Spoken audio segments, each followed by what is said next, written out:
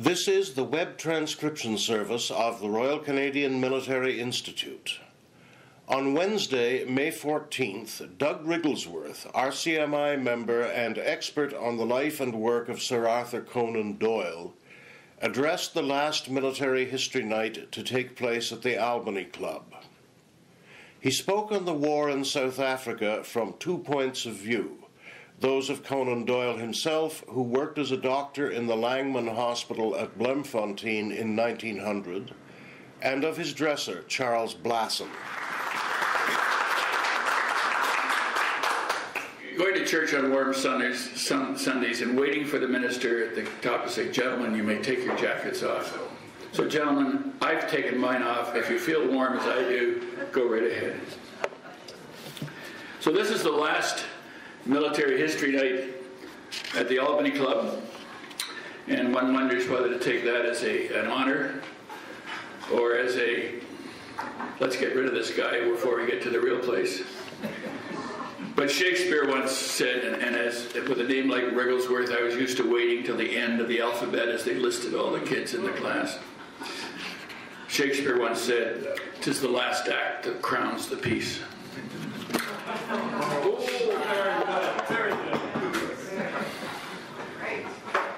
So what we're going to try to do this evening is, as we say here, and I refuse to read all this to you, but I'll give you time to read it.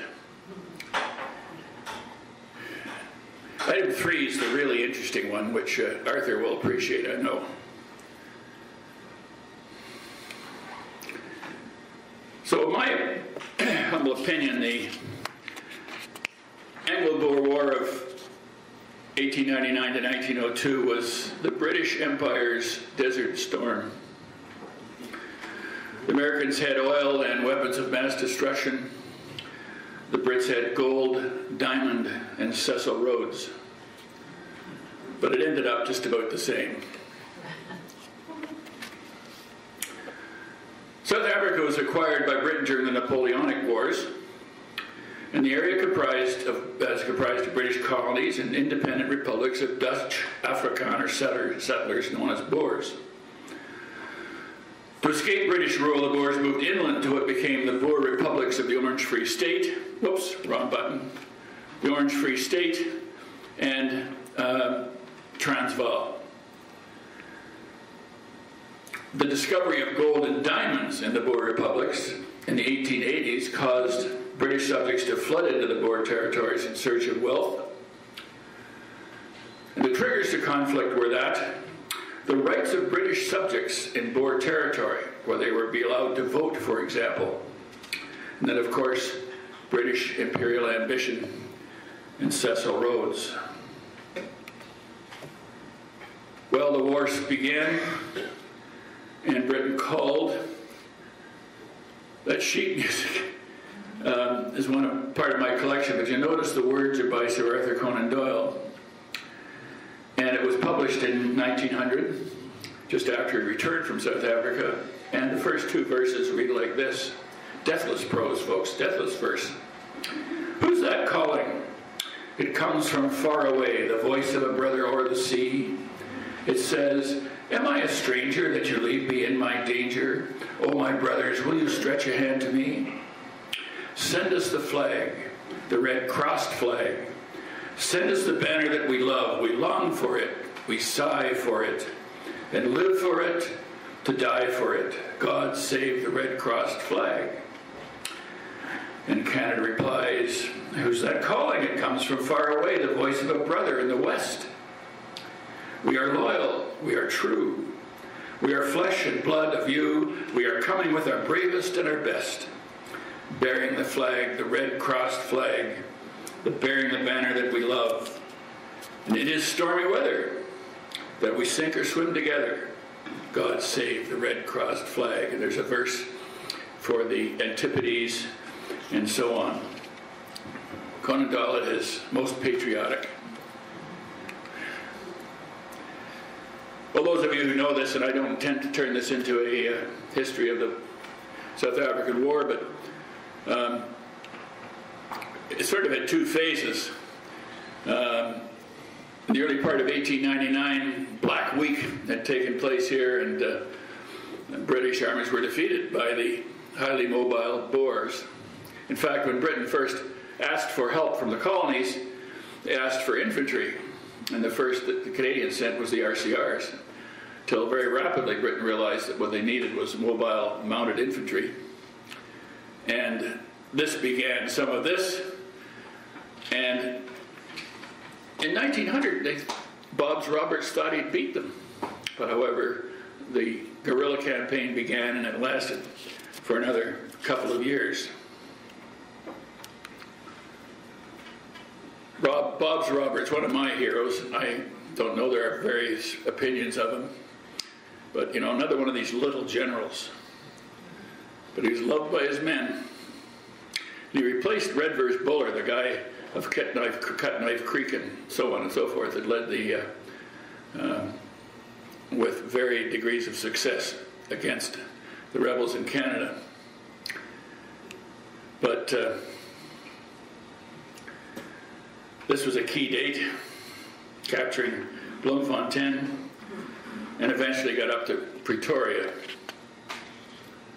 So we had a lot more success than Buller. So of course it was typical of any new war. They're trying to fight the war based on Crimea, and they somehow took them a while to figure out what to do.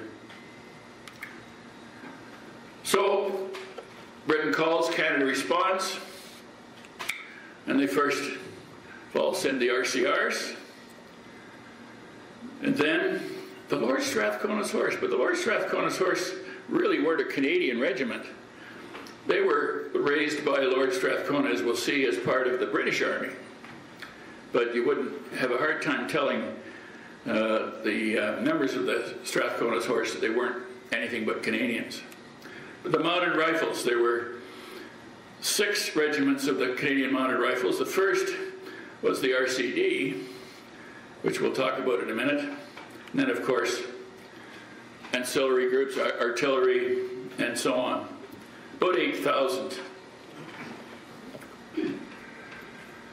While many English Canadians supported Britain's cause in South Africa, most French Canadians and many recent immigrants from countries other than Britain wondered why Canada should fight a war halfway across the world. Of course, concerned with maintaining national stability and political popularity, Wilfrid Laurier didn't want to commit his government, and yet the bonds of empire were strong and public pressure mounted. And as a compromise, he agreed to send a battalion of volunteers. That was the first RCR.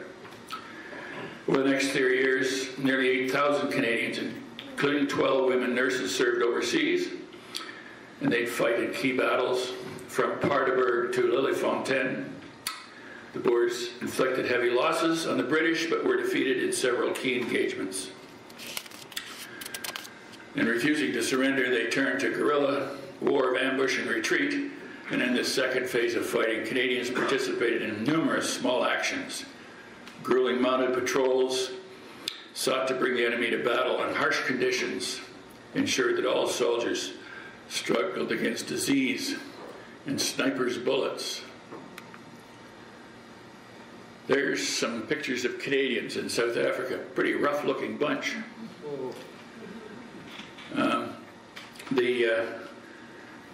They very rapidly learned the name of cowboys, as you can see, but they also impressed many for their talent as scouts, because these people were all raised out of the West.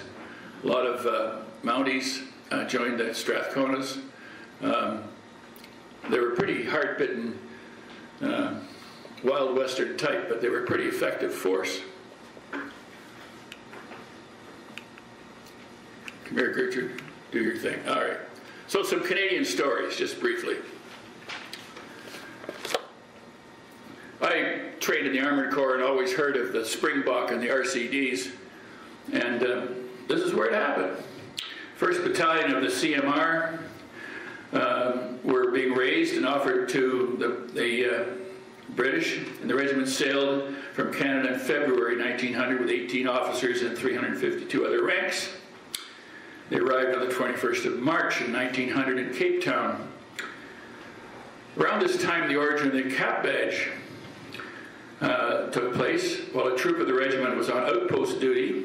All seemed quiet, but a sentry reported to his officer that a number of springboks were bounding frequently into the air as though alarmed. The officer ordered an immediate stand to in time to drive off an attack by a large party of Boers who had managed a stealthy approach to the outpost. Commanding officer Colonel Lassard, on hearing of this event, requested authority to take the springbok and bounding as a regimental badge. And in 1913, royal approval was given.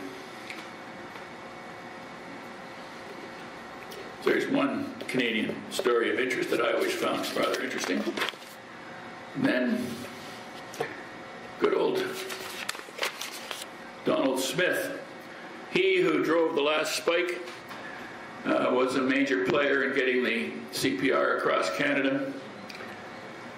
At the time of what we're talking here, he was Lord Strathcona in Mount Royal and the Canadian High Commissioner in England. And he offered to raise a regiment at his own expense for the British Army. The imperial authorities accepted, and thus was found one of the most unusual regiments of the South African War. While officially a British unit, and the distinction was lost on the Canadian public, politicians, and the men serving in the ranks. It could hardly have been otherwise, as the unit recruited entirely in the Canadian West. It was equipped by the Canadian government, quartered in Lansdowne Park in Ottawa, and paraded on Parliament Hill. The men cut impressive figures, resplendent in wide-brimmed Stetsons, mounted on cow ponies with western saddles and lassos. The unit was known as Strathcona's Horse. It was made up of 3 squadrons and under the legendary Superintendent Sam Steele, my hero, the Lion of the Yukon. And if there's anybody, as I was just saying to some others, if there's anybody in Canada that deserves a mini-series, it's this guy. And if you've ever read about his life, this is the guy that kept Soapy Smith out of the Yukon, kept order in Dawson City by forcing the recalcitrants to split wood for the police, literally got off his sickbed and stared down a bunch of rebels building the railway when they were wanting their pay. He sort of got out of his sickbed, stood in the middle of the railway and stared them down. He was a character and a half, but he was colonel of the Strathconas Cross. Anyway, the regiment experienced a considerable amount of hard fighting, and in 1901 the Canadian-bound unit stopped in London, where the new monarch, Edward VII, personally presented to members of with their South African campaign medals, while Lord Strathcona looked proudly on. Ah, yes, the Stetson. This fascinates me. So here were all these Canadians arrived with the Stetson, practical hat for where they were. Stan Steele certainly wore it with pride. And who's this guy? That's Baden-Powell. And Baden-Powell saw the Canadians with his hat. He thought, this is terrific. And Baden-Powell was tasked after the war with forming the South African Constabulary. And he ordered 10,000 Stetsons from the American manufacturer for the... So, there they are. There's this very senior Baden-Powell. There's his early scouts with their Stetsons.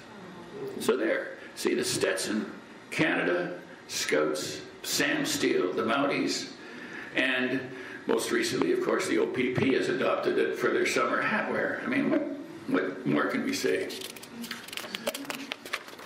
So Canadians in South Africa, there's a lot been written. These are contemporary accounts, Canada's Sons and Copy and Velt, and with the guns and with the royals. Contemporary accounts. This was published more recently, but it is the diary of a contemporary Canadian soldier.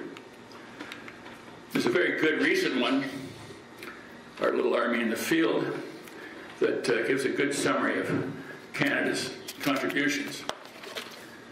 And of course, Canadians got ill, as did so many more. And this appeared in the London Illustrated News 2nd of June, just about when Conan Doyle was coming home. But it's Conan Doyle treating Canadian soldiers at Bloemfontein. And there's his dresser behind him, Charles Blasson.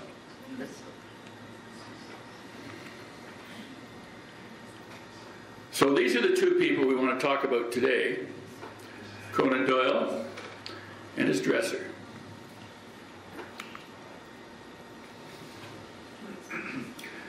So they came on the same ship, and they're on the staff of a privately funded hospital in Bloemfontein. And of course, they arrived right as the typhoid epidemic rose in Bloemfontein. Horrific times.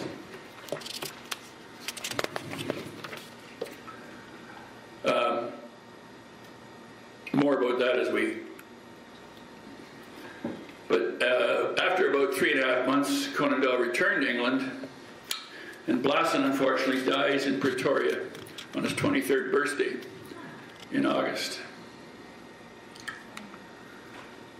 There's the Langman Hotel staff. They were paraded just before they left for South Africa. Conan Doyle's in there somewhere. I can't just remember where, and you couldn't see him if I did point him out to you, but he's there, I promise.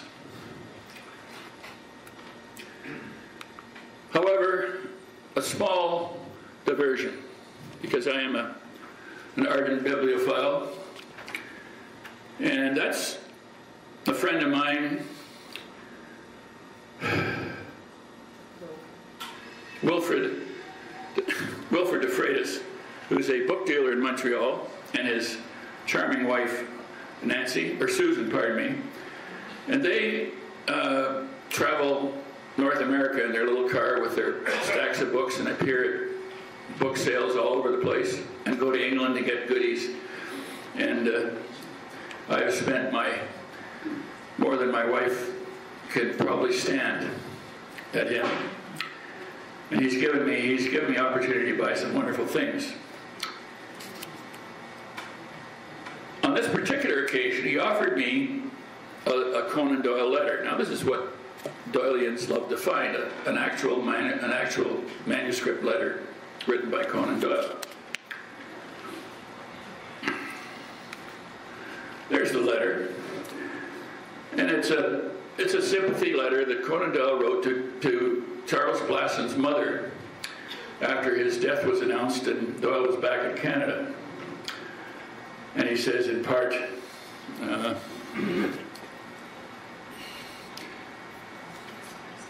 would like to express to you my heartfelt sympathy with you in your grief over the loss of your son, etc. and so forth. He was a very fine fellow, always cheery and bright, with remarkable good, with a remarkable good head also. He's very fond of him. He died in the service of his country, just as much as any man who fell upon the field. And that is the noblest and most unselfish a man can expect. So this was very nice to get, a manuscript letter of Doyle. It was very nice. It tells a little bit about the man and what he's like. Along with this came a picture of Charles Blasson.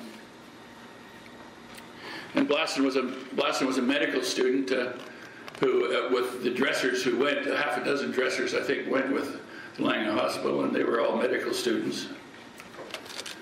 This also came with it, his death notice. This was a local paper, I think.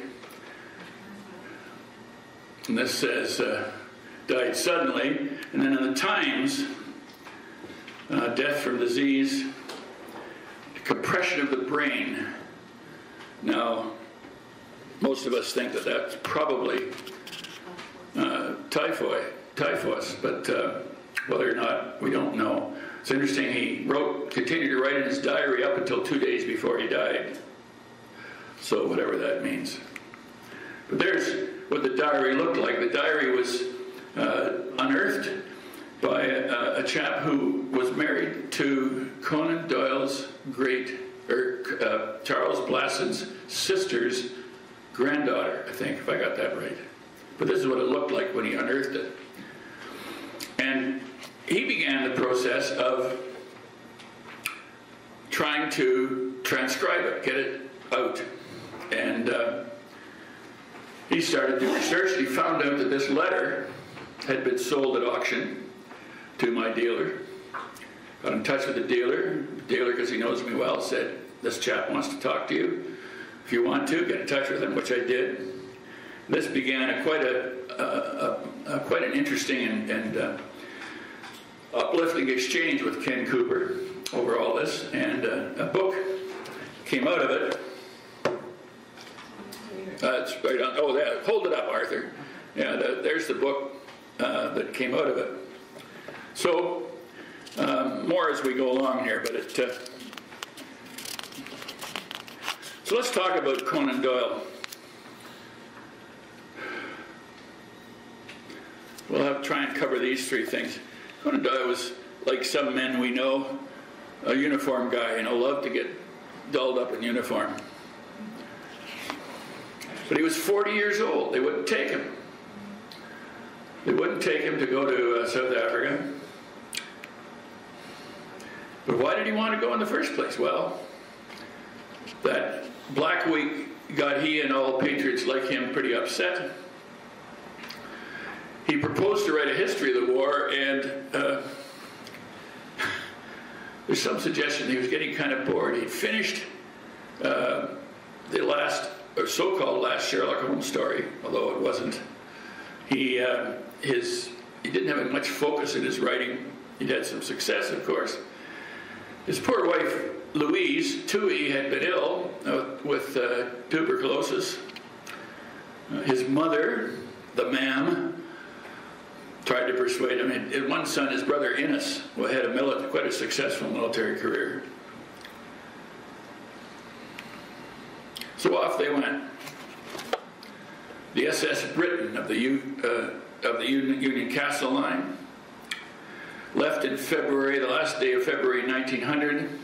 His mother saw him off, and his girlfriend, Jean Leckie. This is the man, the upright hero of England who fell in love with a woman many, many years younger than him, and don't get me started. Anyway, they sailed, picked up some troops from the Royal Scots in Queenstown and headed out. Played some cricket at various stops on the way down, as Blasson tells us. But they end up in Queenstown, and I didn't do this very well, but actually sailed from Cape Town to East London and then took the train up to Bloemfontein.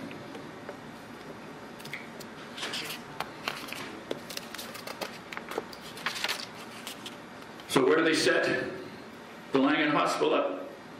At the Ramblers cricket grounds.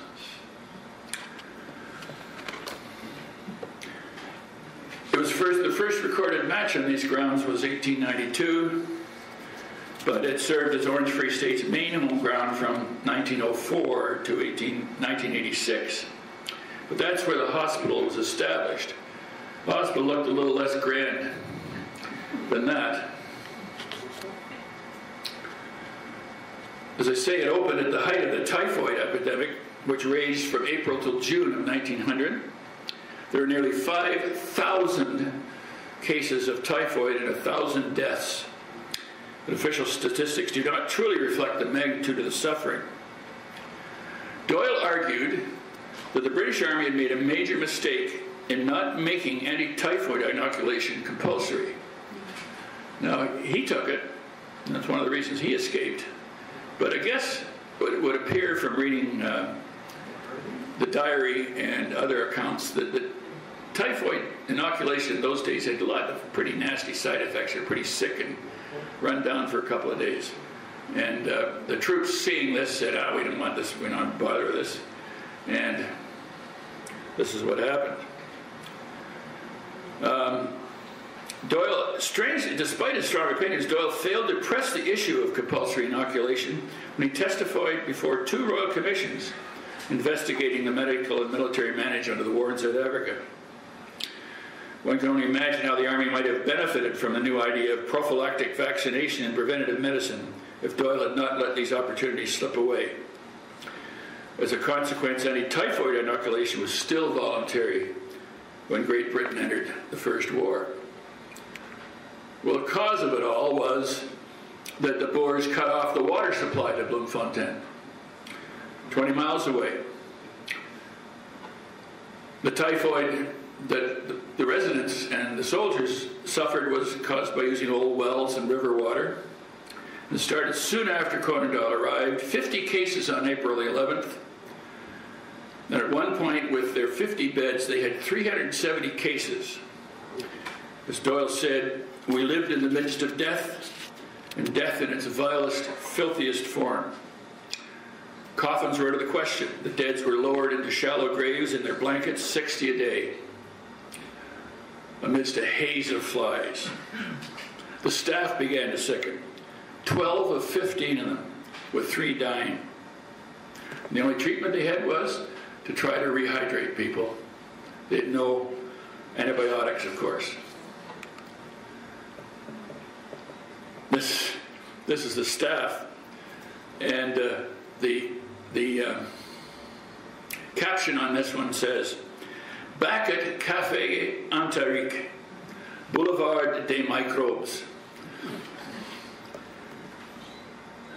So there's Conan Doyle there, as a matter of fact. But Conan Doyle did get out and about because he was trying to gather material for his proposed history of the war. Mortimer Mempes, I can never figure out how to pronounce this guy's name, M-E-N-P-E-S. But he was an artist for the Illustrated London News, and he wrote a book called, I'm going to say war memoirs, but that's not quite right. He traveled around, did pen and ink sketches such as this one of Conan Doyle, and then wrote little accounts of the various people, so Lord Roberts and Redvers Buller and all the big shooters and people who were involved. He noted that the wards, this is Memphis, noted that the wards resembled a slaughterhouse. I've seen dreadful sights in my life, but I've never seen anything quite to equal this. The place was saturated with enteric fever, and patients were swarming in at such a rate that it was impossible to attend them all. To cope with this tremendous patient load, Doyle and his colleagues worked tirelessly from morning to night. Moved by Doyle's dedication, Mempes wrote, "I never saw a man throw himself into duty so thoroughly, heart and soul." And the book is called War Impressions. We should have that in the library. War Impressions, Mortimer Mempes. Here's another quote from our friend Mortimer. He wrote this in the Illustrated London News.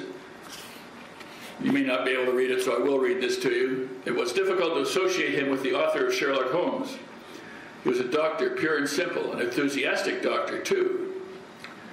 I never saw a man throw himself into duty so thoroughly, heart and soul. It fascinated me to watch their cheery doctor carrying the sunshine with him wherever he went, worshipped by all.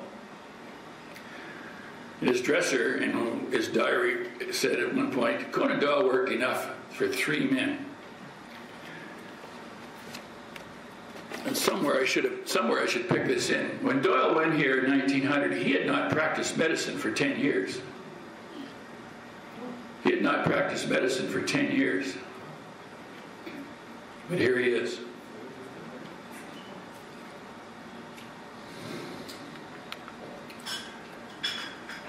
Well, during his 3.5-month stay, as well as working at the hospitals, Conan Doyle took as many opportunities he could find to get to the front and see fighting firsthand.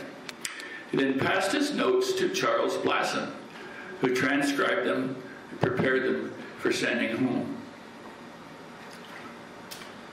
There are those who have said Conan Doyle spent too much of his time away from the hospital, but certainly everything I have read is preparing this, and as I've read a lot about Conan Doyle, he certainly did his bit as a doctor. He wrote letters home.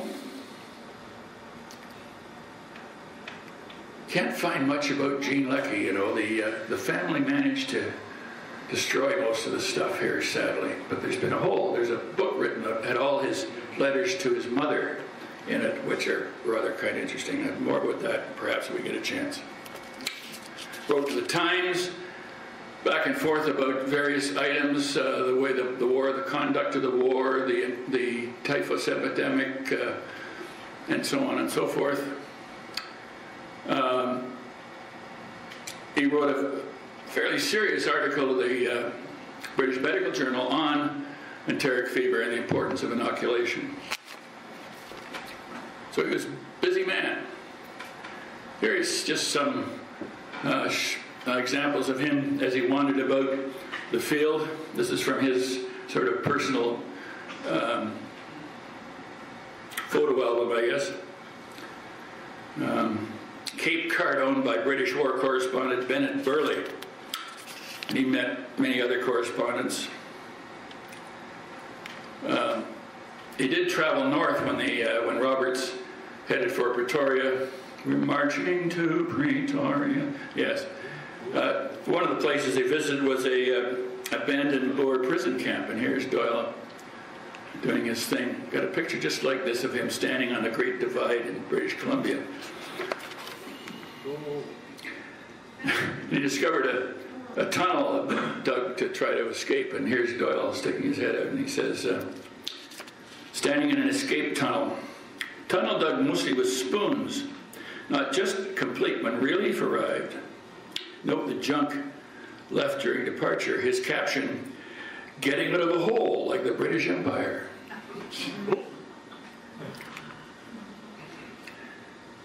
And this is Conan Doyle, which is a part of him that those of us who I don't say admire, I do admire him, because he was a man of many parts. But I guess it may have been typical of his time and his place. Or it was a big theme park to him, even though he'd seen the horrors. He was in Sudan in 1896 as a war correspondent, went down to try to join Kitchener in the gallop to try and save Chinese Gordon. And he wrote a 6-volume history of the Great War. But of course, the problem is with his histories tend to be that they are accounts of information he got from the generals. So he'd visit the front, he'd visit the headquarters, he'd talk to the generals, and that would be his approach to the war.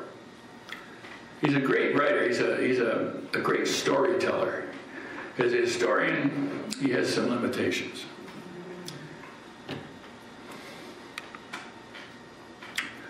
So he left.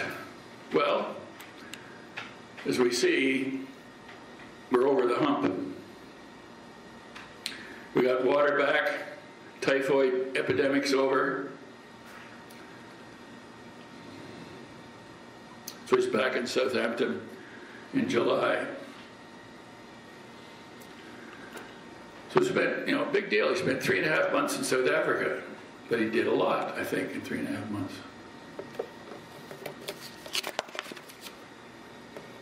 Oh, those of you, any of you who are Sherlockians, and there may not be any here, but one of the key meetings on his ship on the way home was Bertram Fletcher Robinson. Does anybody here know Bertram Fletcher? No? Okay, that's fine. He inspired the Hound of the Baskervilles, but that's a whole other issue. So, as a historian, he wrote The Great Boer War, and that came out in 1900. In fact, my copy, or one of my copies, has his card from the Reform Club. He's given a gift of this to, with all good wishes and sympathy. Now, whether this went to Blasson's mother or not, I don't know. But, because I got this book from a completely different source. But, he did several editions to try to catch up. There's one called The Great War, 2 years record. So, trying to complete it. There's many editions. I have I don't know whether you noticed on the opening slide there was a red book in the corner. That was the first Canadian edition of his Great Boer War. But as a patriot, this is the man, the patriot. Boy, he was a patriot if there ever was one.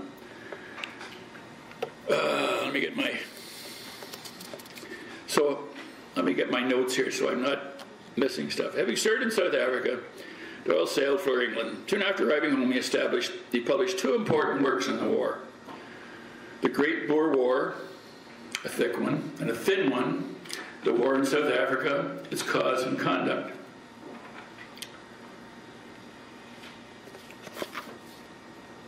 This 156-page booklet, published in 1902, sold nearly 500,000 copies worldwide. Having been translated into French, German, Spanish, Portuguese, Italian, Hungarian, Russian, Dutch, Norwegian, Welsh, and 2 African languages. In Cause and Conduct, Doyle rejected the widespread accusations of British atrocities, particularly those concerning the treatment of Boer women and children and black refugees in British concentration camps.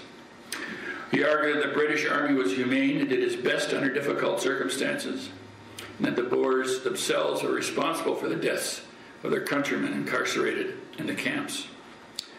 Doyle claimed that Boer women accustomed to life on the open frontier were ignorant of the basic sanitary principles that had to be observed under crowded conditions.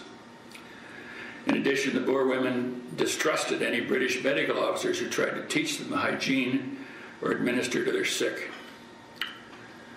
This defense of his country was credited with turning world opinion and earning Doyle a knighthood, knighted by Edward VII in 1902, something that his hero, Conan Doyle, Sherlock Holmes, refused. Interesting story of these two. How am I doing, Pat? Am I all right? All right, here we go. Anyway, these are later editions by Nelson. And this rather dirty one, you probably can't read it, but it's The Great Boer War. It's by Sir Arthur Conan Doyle. This is the same thing by A. Conan Doyle.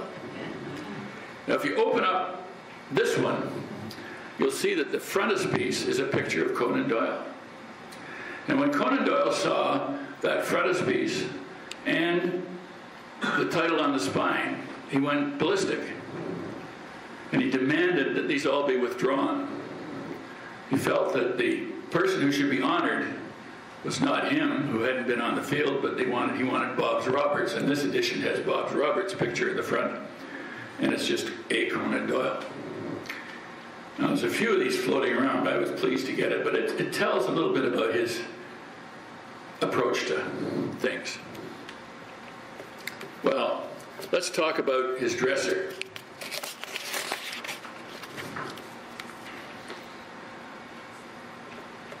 Right in the introduction to The Great Boer War, there are many who have helped me in my task, but I especially acknowledge the cooperation of Mr. Blasson of the Langman Hospital, now dead in the service of his country, and of Mr. Charles Terry of Haslemere, who collected and arranged my material.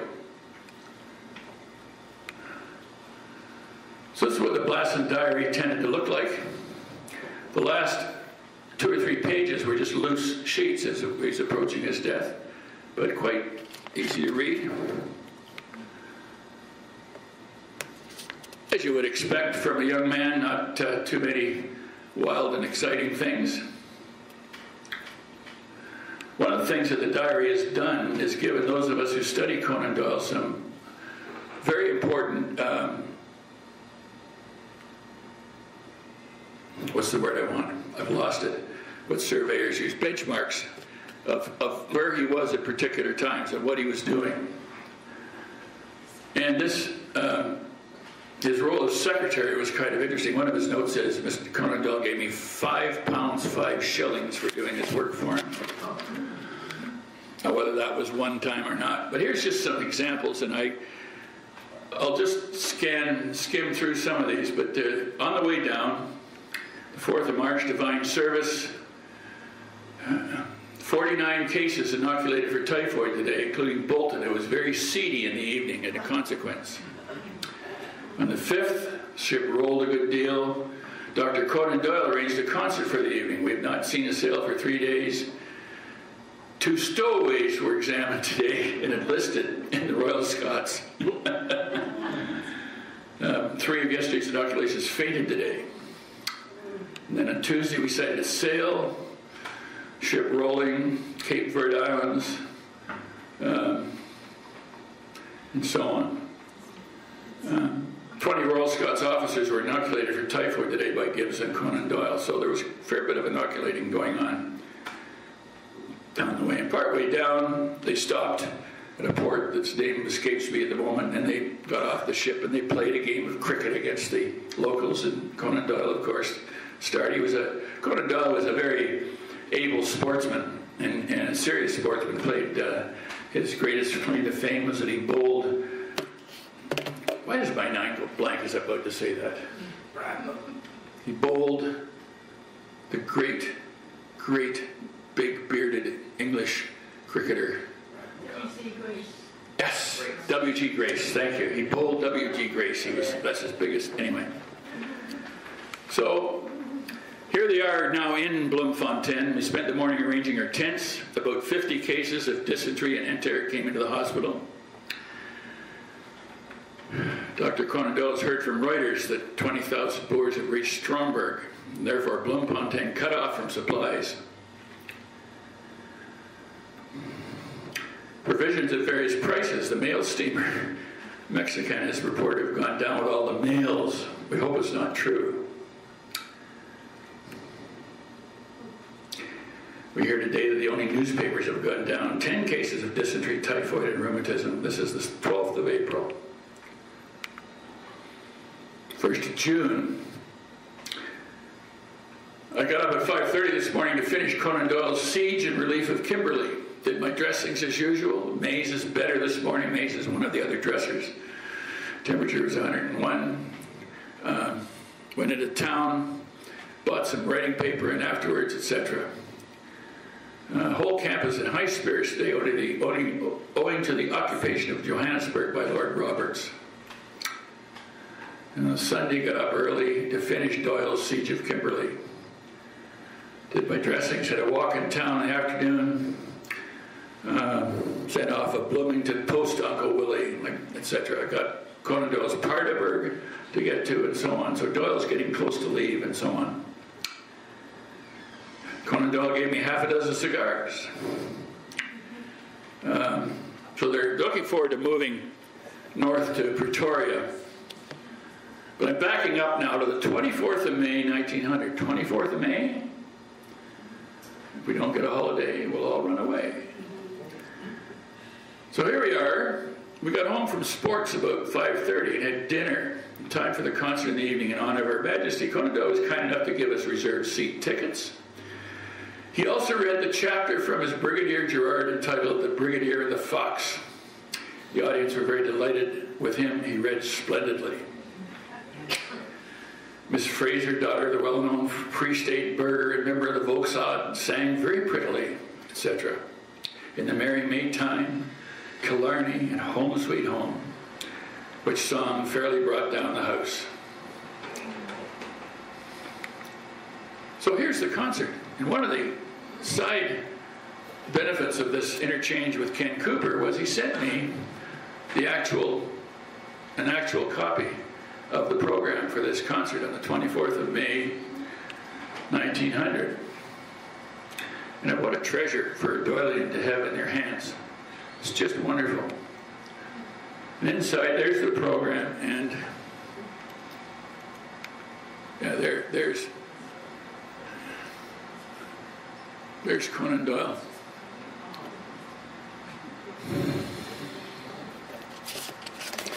So kind of fun. So, as I said, the diary has been published. Many things in the book besides the diary itself, lots of illustrations, an addenda that set the context well. And again, it's really helped those of us who are Doyle scholars to clarify his activities. So, the aftermath for both men.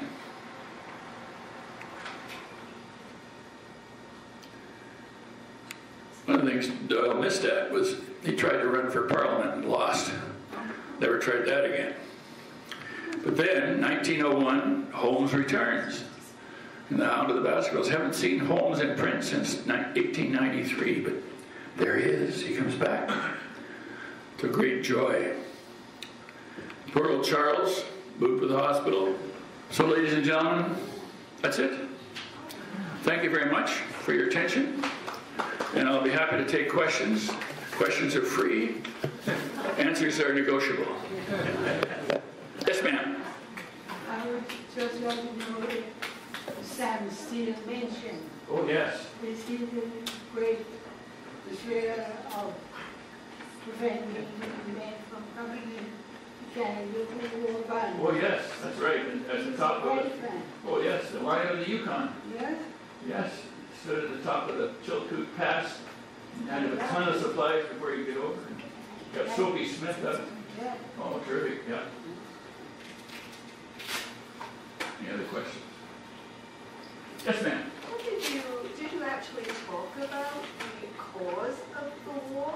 And was it simply because the British wanted to get whatever resources were in the Dutch protectorates? That was certainly part of it.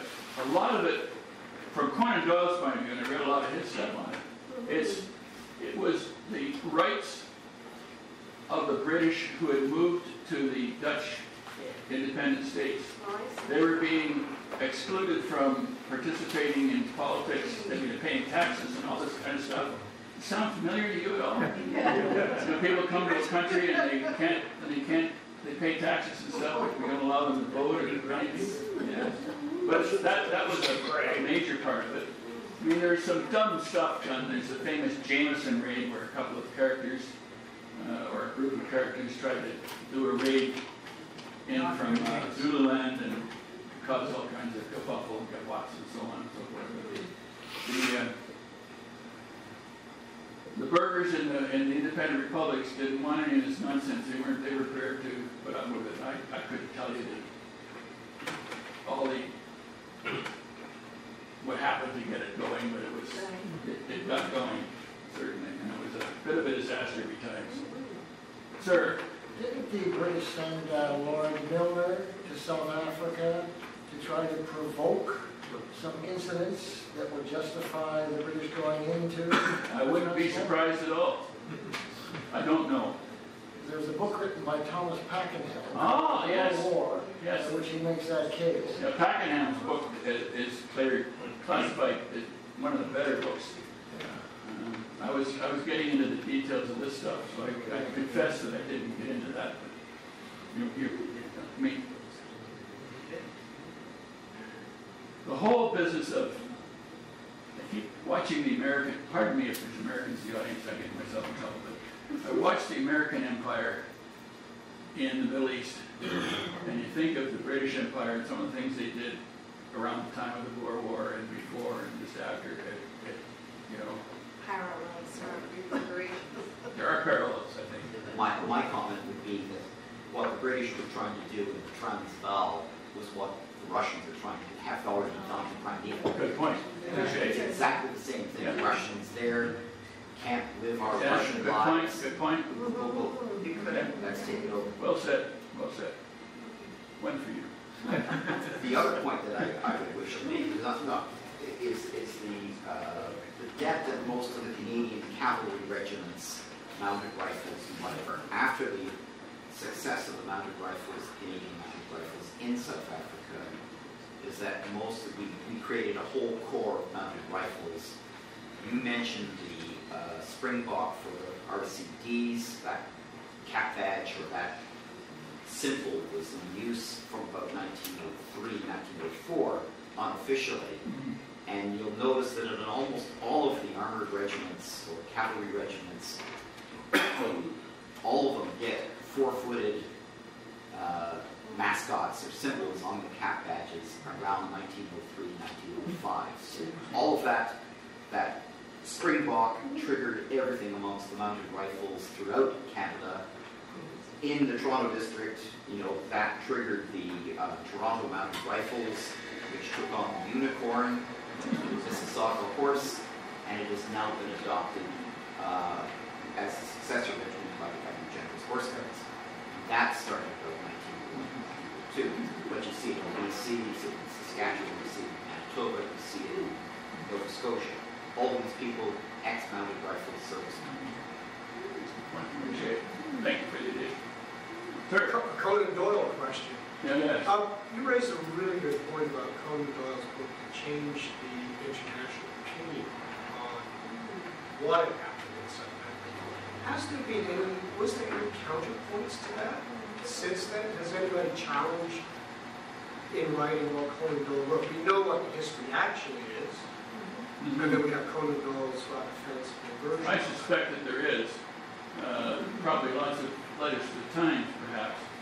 But Conan Doyle, being the good writer that he was, and the highly respected man, he was somebody who said that in the 20s and 30s he could be called the best known Englishman. So he had that behind him. I don't know, there quite probably is. One of my, in my library, we get to now the First War, and some German wrote a book called Germany and the Next War, in which Conan Doyle wrote a riposte called Britain, Great Britain, the Great War. So this is the kind of man he was, the way he felt about these kind of things. So to answer your question, I don't know. I suspect that probably, I can't imagine there weren't. Now, this war was the first. Which next war? Oh, the Great War, First War. Oh, the first. Okay, I think you were first. Was there a great influx of British to the area after the war? Don't know. As settlers? I suspect there were. Yeah. But I don't know. My husband's mother was born in Bloemfontein. Oh, yes. And her father was a peer from England. Oh, yes. And I don't have the information here, but I think it was very British. Oh, I think so. Yeah. I mean, Africa, you think of, who's the woman that wrote Out of Africa? Isaac Denison. Yes, yes. Now she was enamored with a German during the war, but I think that, the tea planters and the ranchers and so on that moved in all throughout Africa were political. What can I say? You had a question. Did I understand you to say that Doyle was in Canada at one point in time? Oh, he made 4 trips to Canada. A couple of them were pretty short. Most famously in 1914, he and his new wife, Jean Leckie, yes, because Toohey died in 1907, I think, about a year later. Doyle, that's a whole, I mean, I don't get started, but his yeah, that's a whole other issue. But he looked after Toohey really well and hauled her all over the world to try to get her through the closest. But she died and he married this young woman who had invited anyway. And so they were invited by the Canadian government to travel Canada, and they got the private rail car of the head of the not the CP, not the CN, but the Grand Trunk. He died, he went down with the Titanic, unfortunately. But anyway, 1914, they had his rail car, they took it right across Canada to Jasper. In fact, one of the things was that they were to promote Canada, promote travel, Jasper, which they had just opened, and someone wrote a poem called The Athabasca Trail about my life is ready when we started. Anyway, the Jasper Park used that poem as their advertising on it. So, but he also was a young man in 1894 This concludes today's webcast. On behalf of the RCMI, this is Eric Morse saying thank you for listening. You can keep up with coming events at the RCMI by visiting our website at www.rcmi.org. We hope you'll tune in again, and we hope to see you in person at coming events. Thank you and Any more goodbye. questions? We've got time for one more, if anybody has any particular. No? Yes, Anybody maybe? desperate for one of these for $20 at church. Well, thank you very much. Thank you. I have a little gift of thanks for a very interesting and informative, because it's a topic we don't really know much about, the Arthur Conan Doyle. Thank you very much. You're welcome. And And notice I hardly ever mentioned Sherlock Holmes. I know.